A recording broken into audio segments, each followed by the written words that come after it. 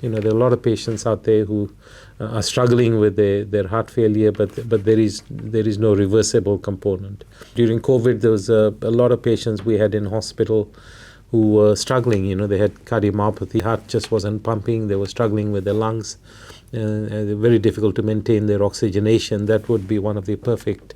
If you have survived that first 30 days, after that acute insult, at 5 years, they say that your survival rate is around about 70%. So it's a mechanical device. It's got to be inserted with an open heart operation. They're connected to a battery. Definitely last resort, and it's a life-saving resort. And I don't want to frighten the public out there, because most of them, 98, 99% are never going to be exposed to it. A lot of people out there, in fact, have heart failure, not acute heart failure, but chronic heart failure.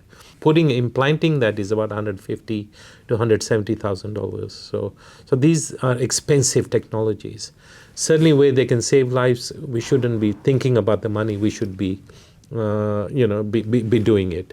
But we have to also keep in mind that you can't offer it to every single person who fronts up just because it's there, due to having had COVID in the past, which has affected the heart muscle.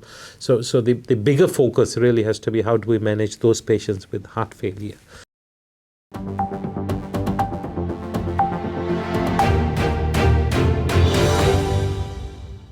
Good day everyone, my name is Navneet, Anand from Y Surgical, local and global. Today here in studio I have got a very, very special guest.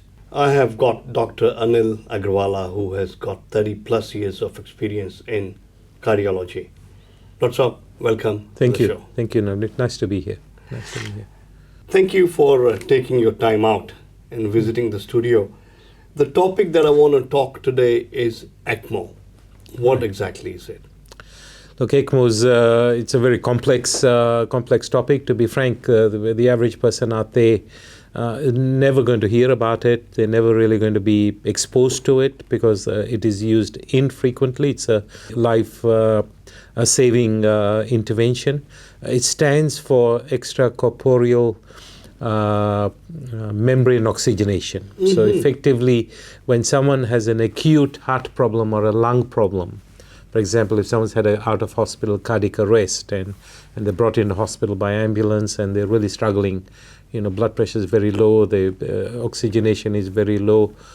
Sometimes we have to resort to this intervention where the surgeons are, the cardiothoracic surgeons involved, obviously, where they put some tubes and tubes mainly into either the arterial side, either in the groin or up in the neck, and they're bypassing the heart to some extent. So it's like a pump, an external pump. It's really like a dialysis, but for the heart and the lungs, rather than for the kidney. So it's really to try and give the heart and lungs some rest while the blood is being pumped around the body and supplying all the vital organs. So it's a life-saving thing. It's not used that often. My guess is maybe in Australia we may be doing 200, 300 a year. So there all of Australia. The whole of Australia. So I think the figures quoted are maybe 2 to 3 people per 100,000. So it's not something that is used that often. It is certainly used where it is indicated. It is not used in someone who has end-stage heart failure, for example, where there is no reversible component. There are a lot of patients out there who are struggling with their heart failure, but there is no reversible component. This technology is not for them. This is really for, as I said, COVID. During COVID, there was a lot of patients we had in hospital who were struggling. They had cardiomyopathy and the heart just wasn't pumping. They were struggling with their lungs. Very difficult to maintain their oxygenation. That would be one of the perfect candidates for something like this. A lot of procedures happening in cath labs these days, and if something goes wrong in the cath lab, for example, and you've dissected an artery, or someone's got a left main lesion and for whatever reason it occludes, and the patient then starts arresting, and they're not coming out of that, with the routine maneuvers, sometimes we have to resort to an ECMO device, in terms of trying to save them. It has its own limitations. When you decide on the ECMO, the surgeon's got to be mobilized. They may be half an hour away, they may be 40 minutes away. So a whole lot of other things impact. The intensivist has to be involved. The perfusionist has to be involved. So there's a lot of people involved when that decision is made. In a layman's term, so this is a kind of an equipment who puts the heart at rest for the time being, and this ECMO acts as heart for the period of time this machine it effectively takes over the work of the heart and the lungs to some extent. The heart is still pumping, but not effectively. So the heart is just not able to do 100% of its job. So what's happening is effectively like if you put a tube in the femoral artery in the groin and then another tube in the femoral vein.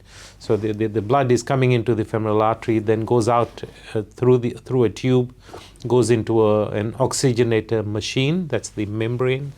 Then that goes into a pump, and then it gets flown back into the venous side, and then it's flowing around the body. So how long can a patient be on ECMO? Look, I think there are some patients who are on it only 1 or 2 days, so and they recover pretty quickly. There are others who it is not uncommon for some patients to be on it for over 30 days. It's not ideal scenario because the risks of being on ECMO are quite high, and I'll come back to that. But if you look at the literature, I think the longest is about 650 days. Okay. That is not the norm. Very rare. Very rare. I think most people would be on it maybe a week, maybe 10 days. I think by that time, we usually have a good feel for how the patient is faring. They may just not be improving, and we know that at that stage the prognosis is not going to be that good. And then a decision has to be made in discussion with the patient and their family in terms of should we be starting to wean off treatment and maybe thinking about palliation and things like that. But when that decision is not clear cut, you're not going to take anyone off ECMO. You're going to give the patient the best chance of survival that there is. In the common man term, they say life support. The patient is on life support. Yes. So ECMO and life support, is it the same thing? This is a life-saving measure. There are other life support things. There are patients out there, for example, who may have neurological damage, but the heart is still pumping okay. And then they're intubated, they're ventilated, so they're technically on life support. Right. They may not be able to breathe by themselves because of their neurological, brainstem issues, for example. So they're on a life support system in intensive care, but they're not on ECMO. So ECMO is not the only life support system. Now, there are other people, for example, they may not be intubated, they may not be ventilated, but they're getting dialysis, 3 times a week, 4 times a week. That is effectively life support. If they don't get dialysis, they're going to die. And the ECMO patients, if they don't get ECMO in that acute setting, the perception is it is unlikely they will survive. So it is a life-saving measure, but it is not something that you say to a patient, well, you really should be on ECMO, but go away and think about it and get back to us in 2 days or 3 days. And it doesn't work like that. An ECMO decision you have to make there and then. Right. And it can't be one person making that decision. It's really got to be in consultation with your intensivist and the cardiothoracic surgeon, the whole series of people involved who will make that decision. So the decision might be, guys, this is not reasonable. This there's just too much. The heart is gone here, or the lungs are gone. We're not going to be doing anything here. And so sometimes we have to make a difficult decision that ECMO is not the way to go here. So what's the survival rate? If you look at the figures, if you for anyone who's been on ECMO, if you survive the first 30 days, after that ECMO, then after the ECMO has been taken off. Yeah. So if you've survived that first 30 days, after that acute insult, at 5 years, they say that your survival rate is around about 70%. Potential risks that are associated with it? Look, it's fraught with a lot of problems. I mean, there is obviously bleeding from whether whichever vessel you've put it, either the groin or the neck. Because there are external tubings involved, there's the risk of blood clotting. There is a risk of bleeding because these patients need to be on blood thinners, particularly heparin. They can bleed into the brain, for example. There's a risk of infection. There is a risk of multi-organ damage, because if the ECMO hasn't been started quickly enough, and there is been a period where the body's been starved of blood and oxygen and things, then you can have liver failure and you can have kidney failure, and some of these will recover, but in some situations they don't. Sometimes you'll have hypoxic damage to your brain, so you can have cognitive dysfunction, If you survive all of that, I mean, there's a risk of strokes and a whole series of other things, but if you survive all that, then there are a whole lot of, mental issues that can arise in this cohort of patients, It's a frightening experience to go through that because the average person is going to have the perception they're not going to survive this. And if they do survive it, then there's a lot of, they can have mental issues, they can have social issues, and that's not just for the patient, the family as well. So those are all things that have to be looked into, and so there has to be a long period of rehabilitation after the patients come out of hospital. They really should be going to a rehabilitation facility. Taking you back to the point, the criteria that the team of doctors decide whether to go on ECMO and who is suitable for this exercise. I think the first question that has to be asked is whatever health issue they have with their heart or the lung, is it reversible? As I said, if someone has had chronic heart failure and they've got end-stage heart failure and they come in with decompensated heart failure, they're not really going to be a candidate for ECMO. If someone has other comorbidities, if someone's suffering from lung cancer, if someone's suffering from breast cancer, they've got metastatic prostate cancer, you've got to take all those things into account. Do they have dementia, for example? Do they have Alzheimer's? I'm not saying that precludes them, but all those things have to be taken into account. How frail are they? What are the family's wishes in that setting? What are the patient's wishes in that setting? So all these things have to be taken into account. But the decisions have to be made quickly. Okay. Because as I said, if the patient is literally dying in front of you, you don't have pleasure of saying I can make this decision in 10 minutes or 20 minutes or 30 minutes. You really have to make the decision there and then, because then you've got to mobilize things. You've got to, and not all hospitals have capability to do ECMO. The advantage, though, is the main centers, for example, like Prince Alfred and St. Vincent's, they have mobile teams. They can send out teams who will come and initiate the ECMO. The surgeons, cardiothoracic surgeons, will insert all the tubing and stuff, and then the patient will be transferred to one of these big tertiary centers where they have more capability of looking after ECMO patients. How does ECMO compare to other forms of mechanical circulatory support, such as VADs, which is the ventricular assist devices? The ventricular assist devices are usually more used in patients who have chronic heart failure. These are, for example, people who are waiting on a transplant list. Okay. But as you know, there is a scarcity of donor hearts out there. So if once you go onto a list, you could be waiting 2 years, 3 years, 4 years. And if the patient is really deteriorating clinically, they've just got to this stage where they just can't breathe, then some of them may be candidates for a ventricular assist device. This is not to be taken lightly. It's a mechanical device. It's got to be inserted with an open heart operation. It's sort of put along the apex of the heart. There are some tubes sort of coming in under the skin, out from outside the body. Then they're connected to a pump. They're connected to a battery source. There's got to be a reserve battery source. So that has, there's a lot of complexity associated with that. And there are a lot of limitations as well. Obviously, you can't have a bath, for example, when, those patients can be managed at home, but you can't have a bath, for example. You can have a shower, but they have to be taught how to have a shower so that the equipment doesn't get wet. There's again risks of infections. There's risks of strokes. There is risks of bleeding. They have to be on blood thinners, etc., etc. So the VAD is not a treatment for someone who is acutely deteriorated. For example, a cardiac arrest situation or a complication in a cath lab or things like that.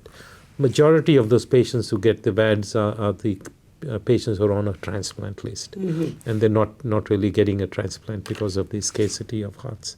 Some patients on VAD may be on that for 5 years or something, occasionally longer, but on average it's probably about 5 years.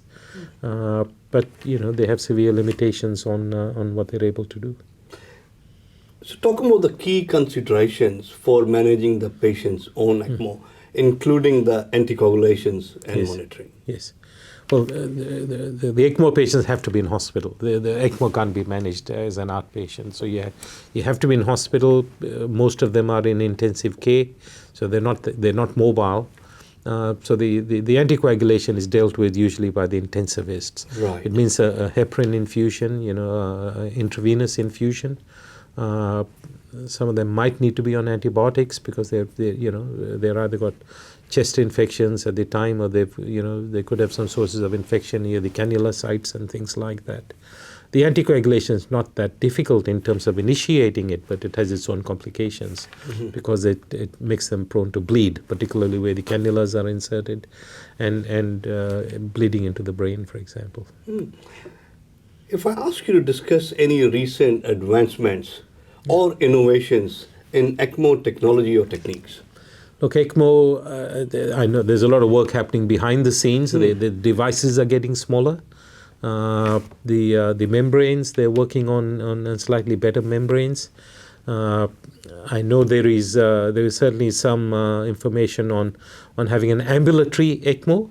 So that, and by that I don't mean that the patient is then going to go home and have an ECMO at home, but it gives them some mobility inside the hospital, so that so they're not bed bound, Right. Now, mind you, I'm not aware of any center in Australia that has this ambulatory device, but they're certainly working on it, and I suspect in places like the States and things like that, they may be starting to introduce some of these things, but there is not a lot of experience with it. I think it's still early stages for that.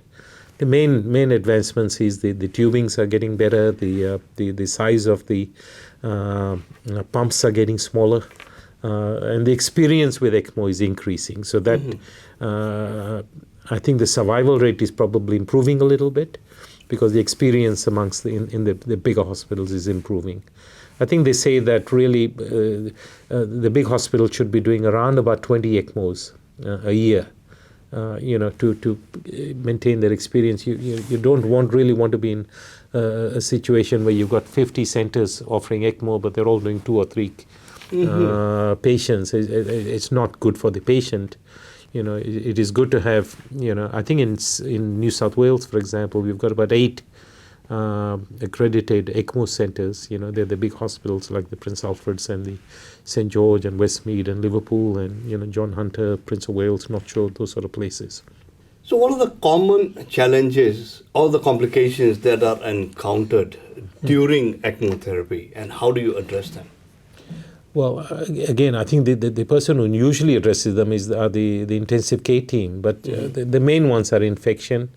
So that is treated with antibiotics. The chest infections, again, antibiotics, wound infections, bleeding from cannula sites or other places, gastrointestinal bleeding, bleeding into the brain. The management of that usually has to be to make sure that your anticoagulation is appropriate, So if someone is bleeding, then you've got to do blood testing to make sure they're not getting too much anticoagulation. If they're clotting, you want to make sure that they're not getting too little anticoagulation, so that has to be monitored very closely. It's just surveillance, you've got to monitor constant surveillance. They have to be managed in intensive care. You need a dedicated nurse who is an expert on ECMO, who actually knows, what ECMO is all about. They're just looking after the ECMO. And then there is another nurse who's looking after the ventilation and and the day-to-day needs of the patient. And now, mind you, some of these patients have multi-organ issues, so they may in fact be on dialysis as well. And some of them have liver failure, so there will be other specialists involved. There's a perfusionist involved, there's a physiotherapist involved, and once they've come out of the acute thing, then there's a whole series of other people need to be involved, the psychologists or the psychiatrists and social workers, and so it's really a multidisciplinary approach. When we talk about multi-organ failure, so patient can be on dialysis and ECMO and ventilator all at the same time? Very much so, very much so. And look, it's not uncommon for as I said, when they have that acute insult, and by the time you've got the ECMO thing going, it can be 1 hour, 2 hours sometimes, and the patient is still being resuscitated during this time. As a result of that prolonged resuscitation, there is still flow going through to all these organs, but maybe it's not enough. And that's why they can get acute kidney injury, they can get liver dysfunction, and in a lot of scenarios that will improve, but they still need some help with dialysis and things like that to just give the kidney a rest. Just like the ECMO is giving the heart and the lungs some rest, the dialysis is giving kidneys some rest. So how do you approach weaning a patient off ECMO support once their cardiac functions improves? Well, again, I think that is a joint decision between the cardiologist and the cardiothoracic surgeons and the intensivists. So if the patient's blood pressure is stabilizing, the kidney function is improving, the liver abnormalities are improving, so patient's hemodynamics are relatively stable, then one says, and we use, you do an echo on the heart to see what the heart muscle function is like. The intensivists usually know what the lung function is like, and the x-rays and CTs and all that will guide us as well. Once we get to the stage where you say the patient has turned the corner, kidneys getting better, the liver's getting better, the blood pressure is being maintained, maybe now's the time to wean them off. But that decision, and the process, the main decision and the process then will be initiated by the intensivist. By the looks of it, it seems very, very scary that it's kind of one of the last resort for It is the heart failure. definitely the last resort, and it's a life-saving resort. And I don't want to frighten the public out there, because most of them, 99% are never going to be exposed to it. But they probably need to be aware of it. And it's not something that they're going to choose to have done. It is really, if you're in crisis, acute crisis, the decision is that you're going to need to have ECMO. That already rings alarm bells, as far as, that you're not doing well. But if you come out the other end, then there is a good chance you will do okay, particularly if you have done okay for the first 30 days. The video that we're doing is not here to frighten anybody or scare at all. I am one of the patients who had a multi-organ failure, and I have gone through ECMO for 11 days, dialysis for around 35 days, was on ventilator for a long time. Thank you to the team of medical professionals who have helped me out to come out of the situation. As you said, people do come out of it. Yes. One of the examples. Well, Thank you've so done really much. well. And I suppose the focus really for the public out there is rather than ECMO is what do we do with heart failure? Because really a lot of people out there, in fact, have heart failure, not acute heart failure, but chronic heart failure. So, and that may be due to valve disease, it may be due to having had heart attacks in the past, maybe due to having had COVID in the past, which has affected the heart muscle. So the bigger focus really has to be how do we manage those patients with heart failure.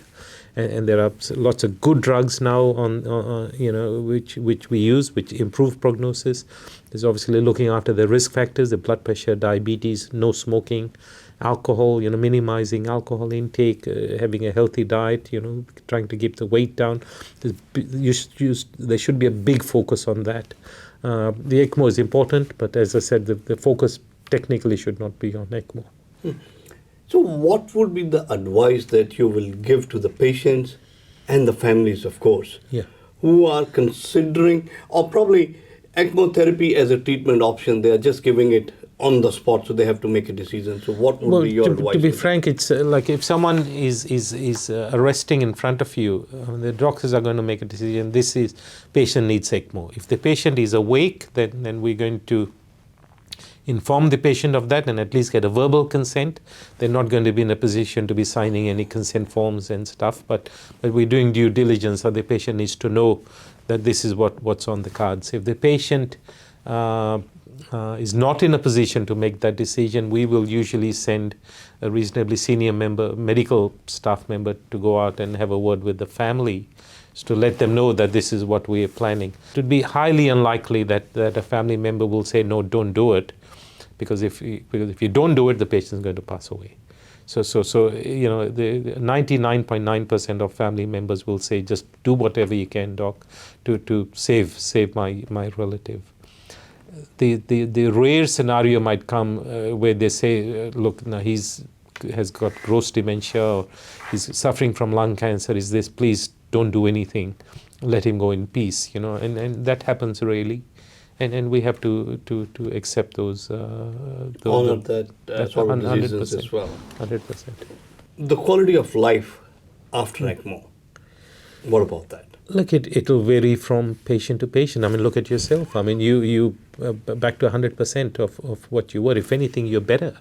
If they have a long period of resuscitation and they have some cognitive dysfunction, they can have some brain damage as a result of that.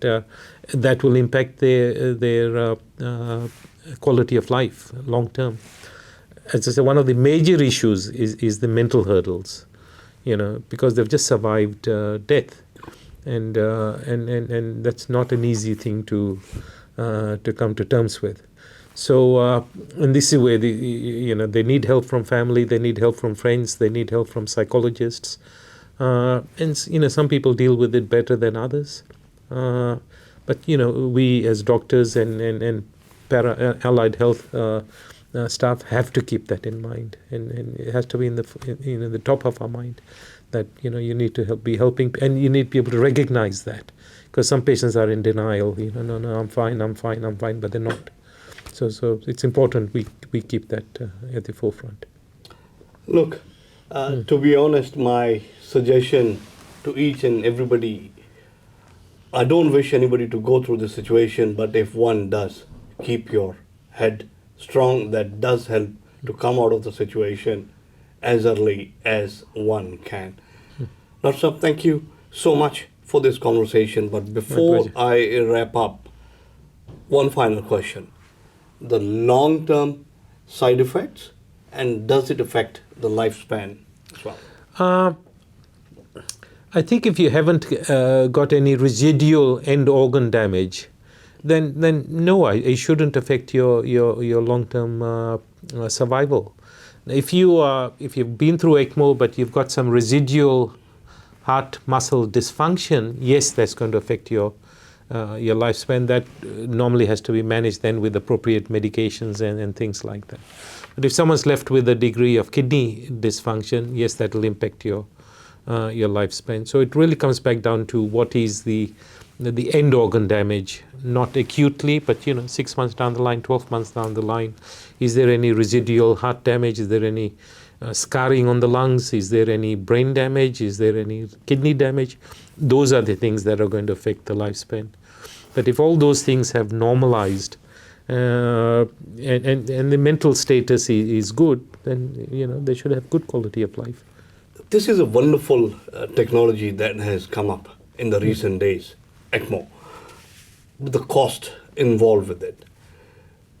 Is it covered by Medicare, or is it covered by the private medical insurance, or does the patient has to pay from the pocket? I think, and how much is it? Sorry, that's my another question. So I think in when you go into one of these big public hospitals, to be frank, no doctor's thinking about the cost. Our objective at that time is to save lives and to prolong life. But realistically, the average cost of someone who has ECMO, the overall cost of that is around about $400,000 during that hospital admission. We talked about VAD before, the ventricular assist devices. Just implanting that is about $150,000 to $170,000. So these are expensive technologies. Certainly, where they can save lives, we shouldn't be thinking about the money. We should be, be doing it. But we have to also keep in mind that you can't offer it to every single person who fronts up just because it's there. It's got to be used with discretion. It's got to be used in the right circumstances. The cost of ECMO, for example, on a daily basis might be about $10,000 a day. So it's not cheap, and this is, you've also got to keep in mind, you need very specialized people, to deal with these things. So they need to be keeping up with their education and their training, and so all that adds cost to these things. So as I said, the cost shouldn't be brought into the equation when you're making that decision.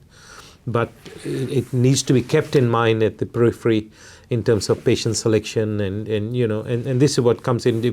If you have someone who has severe dementia, then it may not necessarily be politically right to say, let's just hold this, and because the quality of life of that patient is not great. But those are the hard decisions that we as doctors sometimes have to make in consultation with the family members and things like that. And it's not just the hospital. The hospitals run on budgets. So if a hospital's having 20 ECMO patients, and if you say the average cost is say $400,000, that's almost $20 million, $18 million or something. So that, if they're spending $18 million on ECMO, there are other departments that are going to suffer as a result of that, because pacemakers cost money, stents cost money, hip joints cost money, so the hospital has an overall budget. And so they have to keep all these things in mind. Because life is precious. 100%, Every single 100%. life is precious. Yes. So the decision that is made by the doctors at that point is not considering the cost involved. They are just assessing the risks involved and the survival rate of the 100%. 100%. Look, I can to use an analogy. Occasionally, I will do. I'm on the stenting roster at a couple of the private hospitals, and we used to get a lot of stents, people having heart attacks. In early days, fortunately, the incidence of that has decreased because people are starting to look after themselves better. But I've had multiple situations where, you get called, and then in the private hospital say someone's having a heart attack, and then 10 minutes later they'll ring you and say, "Oh, sorry, they're not in a health fund." I said, "I don't care. Just take them to the lab. I don't care about the money. We've got to fix them up, because the important thing is minimizing the amount of damage to the patient." Thank you so much for being the support you have been to thousands of patients, including me. Thank you so much. My pleasure. I had a wonderful chat with Dr. Anil Agarwalla, who has got over 30 years of experience in the field of cardiology. My name is Navneet, Anand, signing out for Voice Surgical, local and global. Thank you so much, sir. My pleasure.